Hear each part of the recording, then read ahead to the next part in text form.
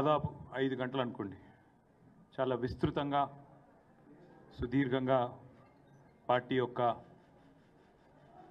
Legislators అందరూ గౌరవనీయులైన parliament సభ్యులు, శాసన మండలి సభ్యులు, శాసనసభ్యులు, రాష్ట్ర కమిటీ సభ్యులు, జిల్లా పార్టీ అధ్యక్షులు, అదేవిధంగా వివిధ జిల్లాల నుంచి విచ్చేసిన ముఖ్య నాయకులందరితో కలిపి నియోజకవర్గాల ఇన్ఛార్జీలు, మాజీ ఎమ్మెల్యేలు, మాజీ మంత్రులు అందరితో కలిపి విస్తృత స్థాయి సమావేశం, చాలా హై లెవెల్ మీటింగ్, చాలా డీటెయిల్గా జరిగింది.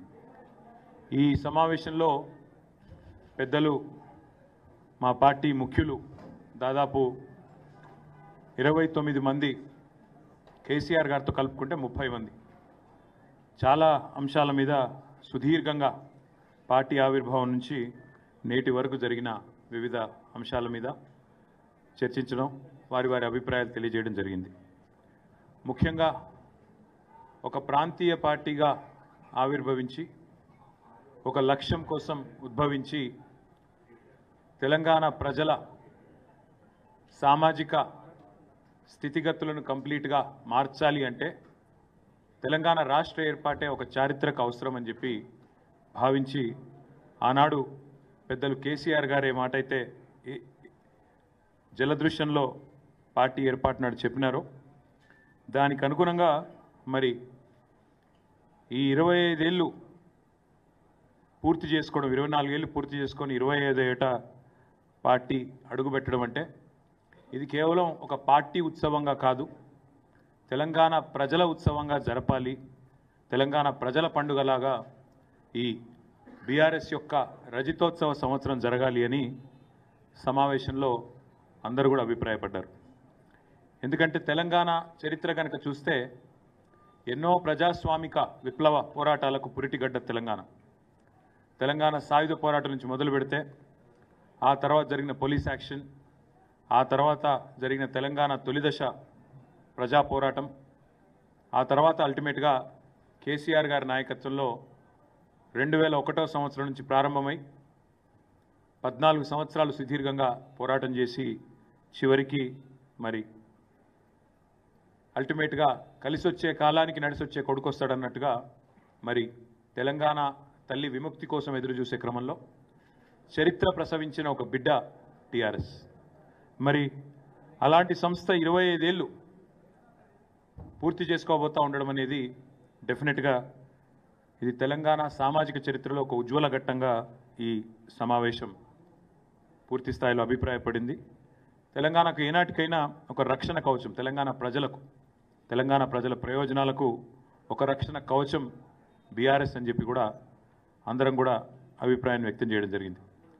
పెద్దలు, మా పార్టీ అధ్యక్షులు ఇవాళ మాకు గతం గురించి, ఏ పరిస్థితుల్లో తెలంగాణ తల్లడిల్లిపోయింది, ఎన్ని రకాల విపత్తులతో తెలంగాణ ప్రజలు తలపడ్డది, ఎన్ని రకాల విపత్తులతో తెలంగాణ ప్రజలు ఇబ్బంది పడ్డది, కాంగ్రెస్ పార్టీ మొదటి నుంచి ఎంత కర్కశంగా తెలంగాణ ప్రజలను అవమానించింది, ఎన్ని రకాలుగా హింసించింది, ఇవన్నీ కూడా సోదాహరణంగా చెప్తూ గతంలోని పోరాటాలన్నింటినీ గుర్తు చేసుకుంటూ, మననం చేసుకుంటూ, సాయుధ పోరాటం కానీ, ఇడ్లీ సాంబార్ గోబ్యాక్ ఉద్యమం కానీ, ఆ తర్వాత జరిగిన తెలంగాణ ఉద్యమం కానీ, ఆ తర్వాత కాంగ్రెస్ చేసిన మోసం, అదేవిధంగా ముల్కీ రూల్స్ని చట్టబద్ధమే అని చెప్పి సుప్రీంకోర్టు తీర్పునిస్తే దాన్ని కూడా బేఖాతరు చేస్తూ రాజ్యాంగ సవరణ చేయడం కానీ, ఇవన్నీ కూడా వారు గుర్తు చేసుకుంటూ అల్టిమేట్గా తెలంగాణ పోరాటంలో ఎన్ని ప్రాణాలు త్యాగమైతే, ఎంతమంది పోరాటం చేస్తే ఈరోజు మనకి రాష్ట్రం వచ్చింది, కేసీఆర్ గారు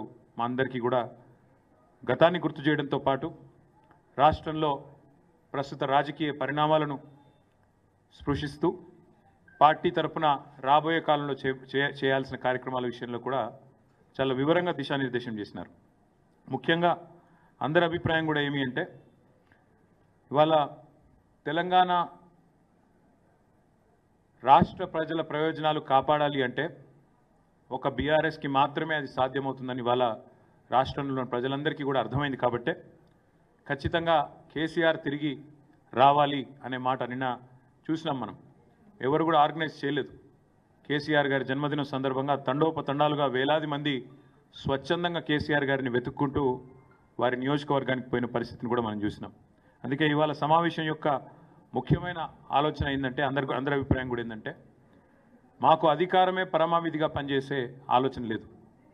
తెలంగాణ అస్తిత్వ పరిరక్షణ ముఖ్యం, తెలంగాణ ప్రజల ప్రయోజనాల పరిరక్షణ ముఖ్యం, వాటి కోసం పనిచేయాలని చెప్పి సమావేశం ఈరోజు అభిప్రాయపడ్డది. ఇందాక నేను చెప్పినట్టు ఈ 25వ సంవత్సరం సిల్వర్ జూబ్లీ ఉత్సవాలు, రజతోత్సవాల్ని సంవత్సరం మొత్తం కూడా ఒక సంవత్సరం పాటు నిర్వహించాలని చెప్పి కూడా స్థూలంగా ఒక ఆలోచనకు వచ్చినాం. అయితే ఈ నిర్వహణకు సంబంధించి ఎందుకంటే చాలామందిని ఇన్వాల్వ్ చేయాల్సి ఉంటుంది, వివిధ వర్గాలు ఎట్లా అయితే తెలంగాణ ఉద్యమంలో అందరినీ కలుపుకొని సకల జనుల సమ్మె నడిపించినా, ఆనాడు తెలంగాణ పోరాటంలో వినూత్నమైన పోరాట రూపాలు సడక్ బంద్ కావచ్చు, రహదారుల దిగ్బంధం కావచ్చు, వంట వార్పు కావచ్చు, అట్లా ఎన్నో రకాల వివిధ ఉద్యమ పోరాట రూపాలని ఆనాడు ఆవిష్కరించిన ఆ ఘనత టీఆర్ఎస్ది. కాబట్టే ఈ రజతోత్సవాల సందర్భంగా కూడా వినూత్నంగా కార్యక్రమాలు నిర్వహించాలి, ప్రజల్ని మమైకం చేస్తూ ఉద్యమ సహచరులందరినీ కూడా మళ్ళీ తిరిగి ఒక్కటి చేస్తూ ముందుకు పోవాలనే ఆలోచన చేస్తూ ఉన్నాం. దానికి సంబంధించి రాబోయే వారం రోజుల్లో పెద్దలు కేసీఆర్ గారు కొన్ని కమిటీలను కూడా, ఎందుకంటే ఈ ఉత్సవాల నిర్వహణకు కొన్ని కమిటీల అవసరం కూడా ఉంటుంది కాబట్టి మరి కొంతమంది సీనియర్ నాయకులతో, పార్టీ ముఖ్యులతో, అదేవిధంగా పార్టీయేతర వ్యక్తులతో, తెలంగాణ ఉద్యమంతో పెనవేసుకొని అనుబంధం ఉన్న వ్యక్తులతో కూడా కొన్ని కమిటీలను కూడా ఈ రాబోయే వారంలో ప్రకటించబోతా ఉన్నాం. అదేవిధంగా తెలంగాణ రాష్ట్రం కోసం ఒకసారి అరుణ్ జైట్లీ గారు ఒక మాట చెప్పారు మేము పోయినప్పుడు ఢిల్లీలో. It is very rare to see a good agitator also turn into a good administrator. అంటే ఆందోళన చేయడం మాత్రమే కాదు, పరిపాలన చేయడం కూడా అద్భుతంగా కేసీఆర్ గారు చేస్తున్నారు అంటూ వారు కితాబ్ ఇచ్చిన విషయాన్ని ఎందుకు గుర్తు చేస్తా ఉన్నా అంటే 10 ఏళ్ల పాటు కేసీఆర్ గారి నాయకత్వంలో సమర్థవంతంగా భారతదేశానికి ఆదర్శంగా ఒక మార్గదర్శిలా నిలబడ్డ తెలంగాణ గత 14-15 నెలలుగా సంక్షోభంలో ఎట్లా తల్లడిల్లుతున్నదో ఇవాళ ఖచ్చితంగా మళ్ళీ ఒకసారి ప్రధాన ప్రతిపక్షంగా ఈ ప్రభుత్వ వైఫల్యాలను ఎండగట్టాల్సిన బాధ్యత కూడా మా మీదనే ఉన్నది అని చెప్పి కూడా ఈ సమావేశం అభిప్రాయపడ్డది. తెలంగాణ కోసం జరిగిన త్యాగాలు, తెలంగాణ కోసం చేసిన పోరాటాలు ఇవేవి నిష్ఫలం కావద్దు అంటే, ప్రజల త్యాగాలు వృధా కావద్దు అంటే ఈ ప్రభుత్వాన్ని ఎండగట్టాల్సిన బాధ్యత ఖచ్చితంగా ఉన్నది అని చెప్పి కూడా సమావేశంలో అభిప్రాయం వ్యక్తమైంది. సాధించిన తెలంగాణని ఎన్నో రంగాల్లో కేసీఆర్ గారు అగ్రస్థానంలో నిలిపితే మరి చేతగాని కాంగ్రెస్ ప్రభుత్వం ఈ ఒక్క సంవత్సర కాలంలోనే మరి సంక్షోభంలోకి నెట్టిన పరిస్థితిని కూడా చాలామంది ప్రస్తావించడం జరిగింది. అందుకే తెలంగాణలో 430 మంది రైతుల ఆత్మహత్యలు, 57 మంది పిల్లలు గురుకులాల్లో చేసుకున్న ఆత్మహత్యలు, ఆటో డ్రైవర్లు 100 పైగా జరిగిన ఆత్మహత్యలు, 30 పైగా నేత కార్మికుల ఆత్మహత్యలు, నిన్న మొన్న రియల్ ఎస్టేటు వ్యాపారుల ఆత్మహత్యలు కూడా ఏవైతే చూస్తూ ఉన్నామో వీటన్నిటి గురించి కూడా చాలా వివరంగా చర్చ జరిగింది. తెలంగాణ ప్రజల కన్నీళ్లను అర్థం చేసుకునే పార్టీగా, తెలంగాణ ప్రజల ఆర్తిని అర్థం చేసుకునే పార్టీగా, వారి కష్టాలను దూరం చేసే పార్టీగా టీఆర్ఎస్ పార్టీ ఒకవైపు రజతోత్సవ సంబురాలు చేస్తూనే మరొక వైపు నిరంతరం ఈ సంవత్సరం ప్రజా పోరాటాలు కూడా చేయాలి, వివిధ వర్గాల సమస్యలను కూడా తప్పకుండా ముందుండి నడిపించాలి అనే నిర్ణయాన్ని కూడా తీసుకున్నాం. ఇందాక నేను ప్రస్తావించిన కొన్ని వర్గాలు మాత్రమే కాకుండా ఇతర సమస్యలను కూడా ప్రధాన ప్రతిపక్షంగా ముందుండి పోరాటం చేయాలని చెప్పి కూడా కేసీఆర్ గారు దిశానిర్దేశం చేశారు. దాంతోపాటు సంస్థాగత నిర్మాణం, పార్టీ యొక్క సంస్థాగత నిర్మాణం కూడా పటిష్టంగా చేయాలి అనే ఆలోచన కూడా చేయడం జరిగింది. దానికి అనుగుణంగా మరి ఒక కార్యాచరణను కూడా ప్రకటించబోతా ఉన్నాం. ఏప్రిల్ 2వ వారంలో పార్టీ యొక్క ప్రతినిధుల సమావేశం, డెలిగేట్స్ మీటింగ్ ఒకటి హైదరాబాద్లో ఉంటుంది. ఎక్కడ అనేది డేటు, అదేవిధంగా ఎక్కడ అనేది మళ్ళీ ప్రకటిస్తాము. కానీ 2వ వారంలో బహుశా 9-10 ఆ వారాల్లో, ఆ తేదీల్లో ఒక ప్రతినిధుల సమావేశం హైదరాబాద్లో ఉంటుంది. తదనంతరం మా పార్టీ 24 సంవత్సరాలు నిండి 25వ సంవత్సరంలో అడుగు పెడుతున్న శుభ సందర్భాన ఒక బహిరంగ సభ కూడా ఏప్రిల్ 27 నాడు నిర్వహించాలనుకున్నాం. అది కూడా ఎక్కడ అనేది కూడా మళ్ళీ స్థలం ఎక్కడ ఏ జిల్లాలో ఉండబోతుంది అనేది కూడా మళ్ళీ ప్రకటిస్తాం. ఒక 4-5 రోజుల తర్వాత ప్రకటిస్తాం. అదేవిధంగా 12 నెలల పాటు రజతోత్సవ సంవత్సరంలో 12 నెలలు కూడా వివిధ రకాల కార్యక్రమాలు వివిధ వర్గాలతో మమేకమయ్యే విధంగా చేయాలి అనే ప్రతిపాదన చాలామంది మిత్రులు చేశారు.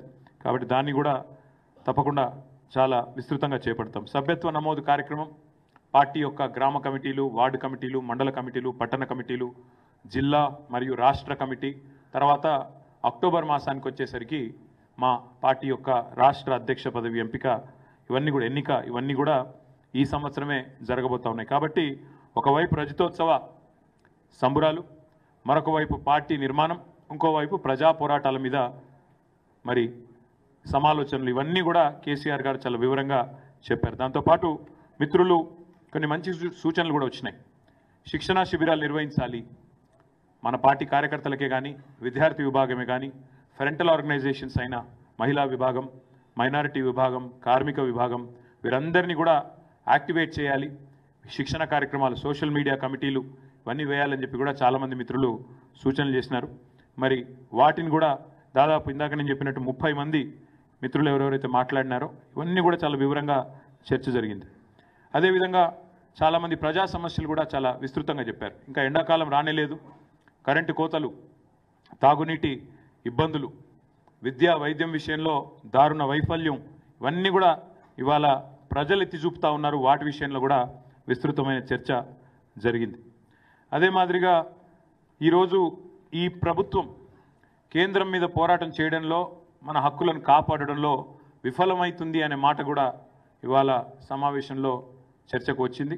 ముఖ్యంగా కృష్ణా జలాల విషయంలో కాంగ్రెస్ పార్టీ, కాంగ్రెస్ ప్రభుత్వం రాష్ట్ర ప్రయోజనాలతో చెలగాటమాడుతున్నదనే మాట కూడా మిత్రులు నల్గొండ జిల్లాకు సంబంధించి జగదీష్ రెడ్డి గారు, మహబూబ్నగర్ సంబంధించి నిరంజన్ రెడ్డి గారు, ఇంకా శ్రీనివాస్ గౌడ్ గారు, ఇతర మిత్రులు కూడా ఈ విషయంలో చాలా విస్తృతంగా వారు కూడా చర్చ పెట్టడం జరిగింది. ఈ అంశంలో కూడా ఖచ్చితంగా కృష్ణా జలాల విషయంలో తెలంగాణకు గనక ఈ కాంగ్రెస్ ప్రభుత్వం అన్యాయం చేసేదానికి ఇదే మాదిరిగా ప్రేక్షక పాత్ర వహిస్తూ కేంద్రం మీద పోరాటానికి నడుం బిగించకపోతే మా పార్టీ తరఫున తప్పకుండా కార్యాచరణ కూడా రూపొందిస్తాం, పోరాటాలు కూడా చేస్తాం. అట్లాగే ఇవాళ ఈ రాష్ట్రంలో ఒక విచిత్రమైన పరిస్థితి కనబడుతూ ఉంది. ఎందుకంటే 8 మంది బీజేపీ పార్లమెంట్ సభ్యులు ఉన్నప్పటికీ 8 పైసలు కూడా మనకు బడ్జెట్లో వచ్చిన పరిస్థితి లేదు. 8 మంది బీజేపీ, 8 మంది కాంగ్రెస్, 2 పార్టీల ఎంపీలు ఉన్నప్పటికీ రాష్ట్రానికి దక్కింది మాత్రం గుండు సున్నా అనే విషయం కూడా చర్చకు వచ్చింది. ఏ రకంగా ఇవాళ ఆంధ్రప్రదేశ్లో 16 మంది ఎంపీలతో అక్కడ కేంద్రంలో భాగస్వాములుగా ఉన్న టీడీపీ వాళ్ళకి ఏ రకంగా లాభం జరుగుతున్నది, ఇవన్నీ కూడా చర్చకు వచ్చినాయి. ఏ రకంగా తెలంగాణ ప్రజలు కూడా తమ పాత్ర, బీఆర్ఎస్ అనే పార్టీ తమ ఇంటి పార్టీ ఢిల్లీలో ఉంటే ఖచ్చితంగా ఈ హక్కులను సాధించే దానిలో కానీ, పోరాటం చేసే దానిలో కానీ, కేంద్రం మెడల్ వంచే దానిలో కానీ ఏ రకంగా గతంలో పోరాడింది మీరు చూసినారు. తప్పకుండా ఆ విషయంలో కూడా విస్తృతమైన చర్చ కూడా జరిగింది. ఇంకా చాలా విషయాలు చర్చించడం జరిగింది. కానీ ముఖ్యంగా నేను చెప్పాలనుకున్నది ఈ మెంబర్షిప్ డ్రైవ్, సంస్థాగత నిర్మాణం ఈ సంవత్సరం ఉంటుంది, పార్టీ కమిటీల నిర్మాణం ఉంటుంది, బ్రహ్మాండంగా రజతోత్సవ సంబురాల నిర్వహణ ఉంటుంది, ప్రజా పోరాటాలు కూడా, ప్రజా సమస్యల మీద పోరాటాలు కూడా ఉంటాయి. మధ్యలో ఎన్నికలు వచ్చినాయి అనుకోండి, స్థానిక ఎన్నికలు, సాంస్థిక సంస్థల ఎన్నికలు వస్తే వాటిని కూడా, అందుకే this year is going to be very busy for BRS. Will be a very very busy year. వచ్చే ఏప్రిల్ 27 దాకా, అంటే 2026 ఏప్రిల్ 27 దాకా కూడా విస్తృతమైన కార్యక్రమాలు నిర్వహిస్తాం. సంస్థాగతంగా నిర్మాణం చేసుకుంటూనే మరి ముందుకు సాగుతాం. మిగతా విషయాలన్నీ కూడా రాబోయే 4-5 రోజుల్లో పెద్దలు కేసీఆర్ గారు నిర్ణయించిన తర్వాత కమిటీలు, వివిధ బృందాలు ఎవరెవరు ఏం పని చేయబోతా ఉన్నారు, ఏ రకంగా ఈ రజతోత్సవ నిర్వహణలో పాల్పంచుకోబోతా ఉన్నారు, సంస్థాగత నిర్మాణంలో ఏ రకంగా మరి ఎప్పుడు మెంబర్షిప్ డ్రైవ్ స్టార్ట్ చేస్తాం, ఇవన్నీ కూడా వివరంగా. అల్టిమేట్గా ఈ సమావేశంలో కేసీఆర్ గారు ఒకటే మాట చెప్పారు, అది చెప్పి నేను ముగిస్తాను. పార్టీలు గెలుస్తుంటాయి, ఓడిపోతుంటాయి. ప్రజాస్వామ్యంలో ప్రజలు గెలవాలి, తెలంగాణ సమాజం గెలవాలి. ఇది మా ఆలోచన విధానం. ఇది బీఆర్ఎస్ యొక్క ఈరోజు సమావేశం యొక్క సారాంశం. Thank you. వాళ్ళు అసెంబ్లీ పెట్టడానికి భయపడుతున్నారు బ్రదర్. ఇప్పుడు దాని గురించి అసెంబ్లీ పెడతానికి భయపడుతున్నారు కదా.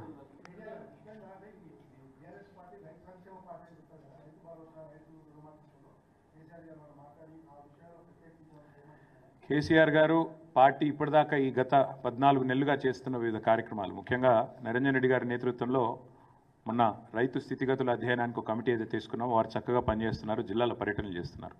ఇంకోవైపు రైతు దీక్షల పేరిట ఇప్పటికే 6 చోట్ల 6 వివిధ జిల్లాల్లో కార్యక్రమాలు పెద్ద ఎత్తున పార్టీ నిర్వహిస్తూ ఉంది. ఆ విషయంలో పార్టీ నాయకులు కార్యకర్తలు చూపుతున్న చొరవను మరి రైతుల కోసం పడుతున్న తపనను కేసీఆర్ గారు అభినందించారు, కొనసాగించమని చెప్పి కూడా ఆదేశించారు. కాకపోతే కేవలం రైతు సమస్యలే కాకుండా కార్మిక వర్గాల సమస్యలు ఉన్నాయి. ఇప్పుడు మహిళా దినోత్సవం రాబోతా ఉన్నది. మరి మహిళల్ని ఈ ప్రభుత్వం చేసిన మోసం, జనగణన కులగణన పేరుతో బీసీలను ఈ ప్రభుత్వం వంచిన విషయం, ఇవన్నీ కూడా చర్చకు వచ్చినాయి. అందుకే కొన్ని చెప్పాను, కొన్ని చెప్పలేదు. కానీ చాలా విషయాలు, దాదాపు 30 మంది వక్తలు మాట్లాడారు, 4.5 గంటల సమావేశం. కాబట్టి మీరు అర్థం చేసుకోవచ్చు, రాష్ట్రంలో బహుశా ఈరోజు మీ పేపర్లో రాని సమస్యలు కూడా అక్కడ చర్చకు వచ్చినాయి. కాబట్టి అన్ని విషయాలు కూడా కూలంకషంగా మాట్లాడడం జరిగింది. మేము అడిగింది ఏంది, ఒక్క నిమిషం, మేము అడిగింది మీరు చేసిన కులగణన తప్పుల తడక రీసర్వే చేయండి అన్నాం. మళ్ళీ ఒక పరిహాసం మాదిరిగా, ఒక జోకులాగా, ఎంత సిల్లి అండి, నాకు అర్థం కాదు. అసలు కామన్ సెన్స్ ఉందా ముఖ్యమంత్రికి? అసలు ఇప్పుడు కేసీఆర్ గారు కేటీఆర్ గారు పాల్గొనలేదని పదే పదే పదే పదే పాడిందే పాట అన్నట్టు అది చెప్తా ఉన్నాడు. నా ఎలక్షన్ అఫిడవిట్లో నా కులం లేదా? నాది ఏం తెలుసుకునేది? కొత్తగా ముఖ్యమంత్రి సంవత్సరం నుంచి తవ్వుతూనే ఉన్నాడు నా మీద, ఏం కేసు పెట్టాలని. నా గురించి తెలియదు ఏముంది? ఆయన ఆస్తుల వివరాలు ఉన్నాయి, నా కులం పేరు ఉన్నది, నా అన్నీ ఉన్నాయి. ఆయన దగ్గర లేనిదేం పాడైంది? అసెంబ్లీ స్పీకర్ నడితే ఆయన ముఖాన కొడతాడు. నేనేమంటున్నా అంటే, చిల్లర మదాకులు చేయొద్దు. ముఖ్యమంత్రి అంటోడు ఈ చిల్లర మదాకులు చేయొద్దు. నీకు బీసీలో మీ చిత్తశుద్ధి ఉంటే 42% రిజర్వేషన్ ఎట్లిస్తావో చెప్పు. రాహుల్ గాంధీ ఏం చేస్తాడో చెప్పు. నీ పార్టీ ఏం చేస్తుందో చెప్పు. బీసీల మీద ప్రేమ ఉంటే 42% రిజర్వేషన్ ఇచ్చే మాట నిజమే అయితే ఎట్లా నీ కార్యాచరణ ఏందో చెప్పు. ఇంకొక మాట, ఇవాళ చాలా సిల్లీగా మాట్లాడుతున్నాడు, ఎట్లా సాధ్యమవుతుందని మాట్లాడుతున్నాడు. మరి ఎట్లా సాధ్యమవుతుందని ఎలక్షన్ల ముందు తెలియదా? కామారెడ్డి డిక్లరేషన్లో సిద్ధరామయ్య గారితో చెప్పించేటప్పుడు ఎట్లా సాధ్యమవుతుందని సోయలేదు ఆ రోజు. అంటే ఓట్ల కోసం ఏదైనా మాట్లాడచ్చు, బీసీలను మోసం చేయొచ్చు. ఇవాళ గద్దెనెక్కి కూర్చున్న తర్వాత మాత్రం ఎట్లా సాధ్యమవుతుంది? పార్టీ పరంగిస్తా. కాబట్టి ఇవన్నీ కూడా సమాజం మొత్తం గమనిస్తూ ఉన్నది. మేము ఒక్కరమే కాదు కదా బ్రదర్, రాష్ట్రంలో బీసీ సంఘాలు నిర్ద్వందంగా తిరస్కరించినారు ఈ జనగణన కులగణన తప్పు అని. మరి ముఖ్యమంత్రి గారి సమాధానం చెప్పమనండి. చెప్పకుండా ఈ పిచ్చి మాటలు.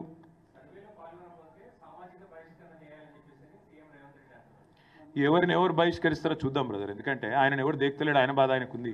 మంత్రులు పట్టించుకుంటలేరు, పార్టీలో వర్కింగ్ ప్రెసిడెంట్ పట్టించుకుంటలేడు, ప్రజలు పట్టించుకుంటలేరు. బయటకు పోదామంటే భయం అవుతుంది, ఇంట్లో కూడా పట్టించుకుంటారో లేదో డౌటు. నేనేమంటున్నా అంటే, ఈ పిచ్చి మదాకులతో ఎక్కువ రోజులు టైంపాస్ ముచ్చట్లతో గవర్నమెంట్ నడపలేము. బజార్ భాష మాట్లాడడం ఈజీ, కేసీఆర్ గారు ఇదివరకు చెప్పారు. బజార్ భాష మాట్లాడి 4 డైలాగులు పంచ్ డైలాగులు కొట్టడం ఈజీ, పరిపాలన చాలా కష్టం. అలా కూర్చుంటే తెలుస్తుంది. ఇవాళ ఎవరి సత్తా ఏందో ప్రజలకు అర్థమైంది. పరిపాలన సామర్థ్యం ఏందో ఇప్పటికే అర్థమైంది. ఇంకా రానున్న రోజులు అన్నీ తేలుతాయి. ఇక చాలేమైంది, ఇక చాలా చెప్పాను కదా.